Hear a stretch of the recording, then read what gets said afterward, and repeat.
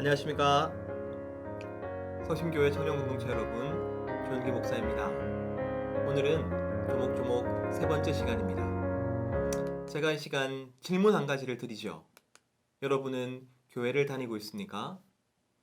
아마 이 동영상을 보는 모든 청년들이 아무런 고민 없이 그렇다고 대답할 것입니다. 그렇다면 이렇게 질문 또 드리죠. 당신은 거듭난 그리스도인입니까? 아마 몇몇 청년들은 쉽게 대답할 수 없었을 것입니다. 마지막으로 이렇게 질문하겠습니다. 당신은 성령과 함께하고 있습니까? 여러분, 어떻게 대답하시겠습니까? 성경은 이렇게 이야기하고 있습니다. 로마서 8장 9절 말씀입니다. 만일 너희 속에 하나님의 영이 거하시면 너희가 육신에 있지 아니하고 영에 있나니 누구든지 그리스도의 영이 없으면 그리스도의 사람이 아니라. 그리스도의 영, 성령이 없으면 그리스도의 사람이 아니라고 말합니다. 우리가 잠시 저번 시간 복습을 하자면 참된 그리스도인, 거듭난 그리스도인의 특징은 거룩한 감정에 있는 것이라고 했습니다. 거룩한 감정이란 하나님을 아는 지식으로부터 비롯되어 하나님을 사랑하게 되는 감정이라고 했죠. 그 거룩한 감정을 위하여 우리가 해야 할 것이 두 가지가 있다고 말했습니다. 그것은 바로 말씀과 기도였죠. 즉, 말씀을 배우는 것이고 기도하는 것이었습니다. 말씀을 배우는 것은 거룩한 감정이 그 말씀에서 비롯되니까 그렇다고 쳐도 기도는 왜 해야 합니까? 그 이유는 우리가 말씀을 머리로 배운다고 해도 그것이 마음과 감정으로 연결되는 것은 우리 힘으로 되는 것이 아니기 때문입니다. 우리 안에 계시는 성령님께서 우리를 도와주셔야 하는 것이죠. 바로 이것이 참된 그리스도인이 반드시 성령과 함께 한다는 증거인 것입니다. 성령이 아니시면 우리는 거룩한 감정을 느낄 수 없는 것이죠. 거듭난 모든 그리스도인은 성령과 함께하는 그리스도인입니다. 그러므로 두 번째, 참된 신앙의 증거는 성령과 함께하는 것입니다. 성령의 임재라고 하죠. 그렇다면 우리는 이 성령의 임재, 성령이 지금 내 안에 계시다는 것을 어떻게 확인할 수 있을까요? 우리는 보통 성령의 임재 혹은 성령 충만을 어떤 영적인 현상이나 기적으로 보려 합니다. 예를 들면 쉽게 방언이 있겠죠. 그러나 우리가 이해할 수 없는 어떤 언어로 말하는 그 방언은 기독교에만 있는 것은 아닙니다. 다른 종교에도 방언과 같은 현상이 있습니다. 더 나아가 병 고치는 현상도 일어나죠. 이단에게도 몸이 떨리고 환상이 보여지는 현상이 나타납니다. 대단한 사역들이 일어나기도 하죠. 왜? 진짜 믿음, 참된 믿음이 아님에도 불구하고 이러한 현상이 일어나는 것일까요? 그 이유는 마귀가 흉내내기 때문입니다. 값진 것은 반드시 모조품이 존재합니다. 우리 인생에서 가장 중요하고 고귀하고 바꿀 수 없는 가치를 가지고 있는 것이기에 그것 또한 모조품이 존재하는 것이죠. 바로 마귀가 그것을 흉내냅니다. 그러므로 우리가 이러한 현상들, 방언과 같은 현상을 대할 때에 그것이 가짜다라고 말할 필요는 없지만 그러나 그것이 100% 성령의 증거다라고 말할 수도 없는 것이죠. 우리에게는 그러한 영적인 현상보다 더 확실한 증거가 필요한 것입니다. 요한 1서 4장 1절은 이렇게 이야기합니다. 사랑하는 자들아, 영을 다 믿지 말고 오직 영들이 하나님께 속하였나 분별하라. 많은 거짓 선지자가 세상에 나왔습니다. 마찬가지로 성령께서 함께 계신다는 것은 어떤 감정의 격동만을 말하는 것은 아닙니다. 때로는 거짓된 신앙 감정이 거룩한 감정보다 사람들을 더 흥분시키고 더 부추기고 더 뜨겁게 하는 일이 허다합니다. 가짜는 때로 진짜보다 더 진짜 같기 때문이죠. 이단을 보면 그들이 얼마나 열심인지 모릅니다. 때로는 그들의 열심을 보면서 우리 자신이 내가 믿는 신앙이 진짜인가를 고민하기도 하죠. 하지만 그들이 열심히 한다는 그 사실이 그들 안에 성령이 있다는 증거가 될 수 없습니다.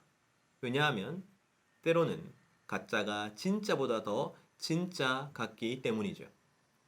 혹은 아주 능력 있는 사역을 하기도 합니다. 그것도 성령이 하신 일이라 우리가 100% 확신할 수 없어요.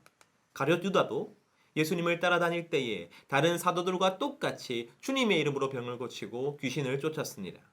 그러나 주님께서는 그를 가리켜 너희 중에 한 사람은 마귀라고 말씀하시죠. 외적으로 능력 있는 사역을 한다는 것이 그 사람 안에 성령이 계시다는 증거가 될 수 없는 것이죠. 그렇다면 우리 안에, 내 안에 성령이 계시다는 증거, 분명한 증거가 무엇일까요? 오늘 이 시간 그것을 세 가지로 정리해 보도록 하겠습니다. 그 첫 번째는 바른 말씀을 깨닫게 되는 것입니다.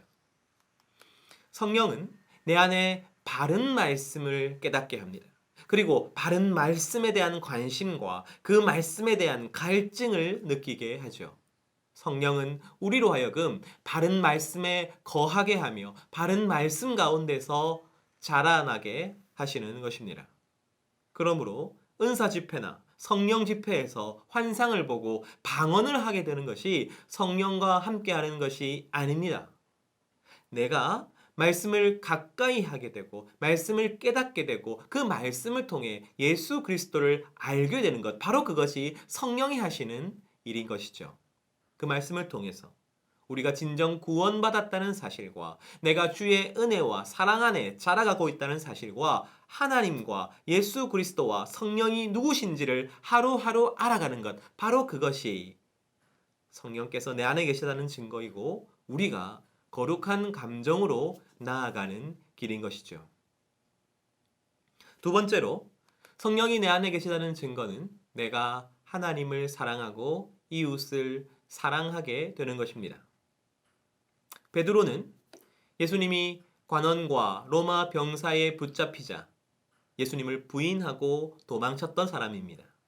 심부름하는 조그만 계집아이가 와서 당신도 그 도당이다, 갈릴리 사람이다 라고 이야기하니까 자신은 예수를 알지 못한다고 발뺌하고 심지어 예수님을 저주했던 사람이었죠.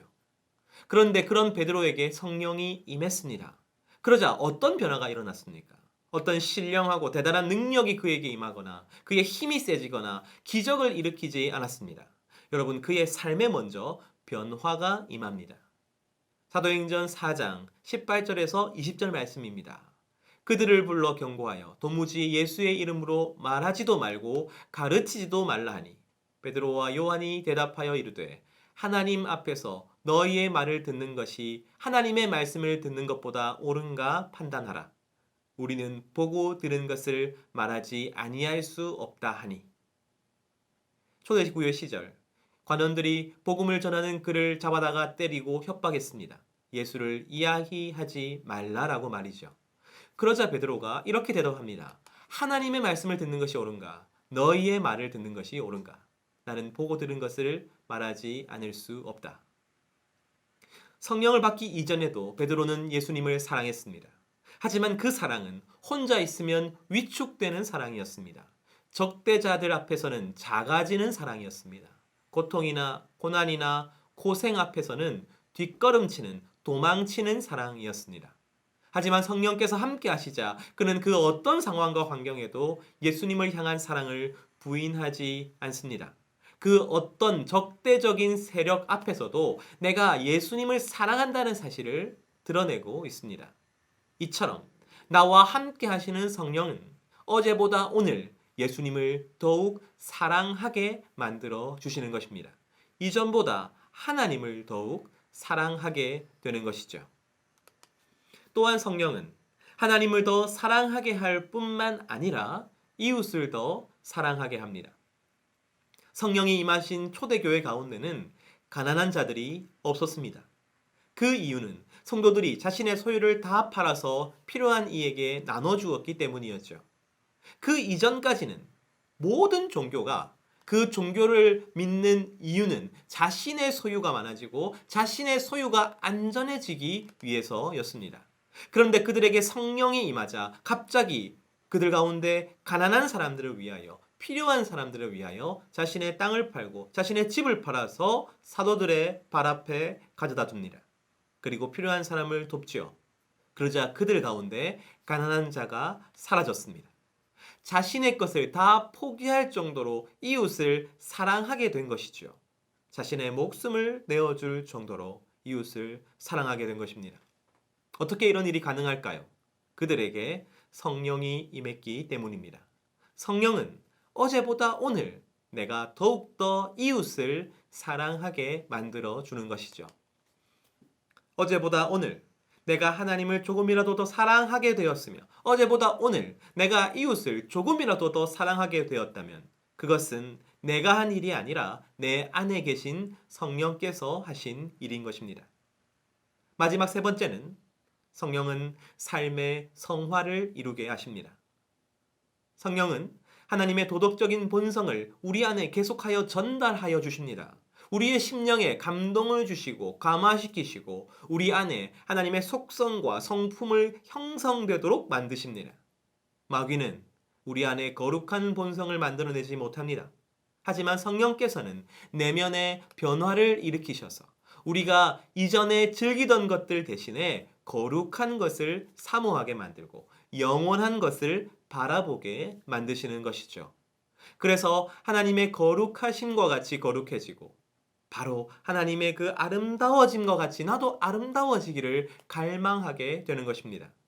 하루아침에 우리가 성자로 변화한다는 것이 아니라 삶의 순간순간들을 통해서 우리가 조금씩 더 하나님을, 그 거룩을 더 갈망하게 만들어 주시는 것이죠. 성령과 함께하는 삶은 이전에 아무렇지도 않게 행하던 것들이 죄라는 것을 깨닫게 합니다. 하나님이 기뻐하시지 않는다는 것을 깨닫게 합니다. 그리고 그 일을 싫어하게 됩니다. 때로는 연약하고 때로는 자기 마음대로 살아가려 할 때에도 말씀을 통해 그러한 싸움, 죄와의 싸움, 자기 자신과의 싸움을 싸우게 만드는 것이죠. 죄와 이기심과의 갈등, 그 내면의 싸움이야말로 성령이 내 안에 계신다는 확실한 증거인 것입니다. 갈라디아서 5장 16절은 이렇게 말합니다. 내가 이르노니 너희는 성령을 따라 행하라. 그리하면 육체의 욕심을 이루지 아니하리라. 정리하겠습니다. 성령께서 내 안에 계신 증거는 세 가지. 첫 번째, 바른 말씀을 깨닫게 하시는 것입니다. 바른 말씀을 갈망하게 하는 것입니다. 두 번째는 하나님을 더 사랑하게 하고 이웃을 더 사랑하게 하는 것입니다. 세 번째로 삶의 성화를 이루게 하시는 것입니다. 혹시 이러한 증거들이 내 안에 잘 보이지 않아 상심하게 됩니까? 여러분, 그러지 마십시오. 내 안에 계신 성령은 그러한 나를 위하여, 연약한 나를 위하여 기도하신다고 증거합니다. 로마서 8장 26절 말씀입니다. 이와 같이 성령도 우리의 연약함을 도우시나니 우리는 마땅히 기도할 바를 알지 못하나 오직 성령이 말할 수 없는 탄식으로 우리를 위하여 친히 간구하시느니라. 내 안에 계신 성령께서 여러분 나를 도우실 것입니다. 그러므로 다시 한 번 더 말씀과 기도로 나아오십시오. 죄와 싸우고 거룩을 택하고 말씀에 순종하는 삶을 살아내십시오. 다시 한번 시도하십시오. 그러할 때에 성령은 반드시 우리를 도우셔서 어제보다 오늘 우리로 하여금 거룩에 나아가도록 해주실 것입니다. 거룩한 감정을 느끼게 해주실 것입니다. 우리로 하여금 참된 신앙에 있음을 깨닫게 해주실 것입니다. 이 참된 신앙으로 하루하루 나아가시는 우리 모든 성도들 되시기를 간절히 소원합니다.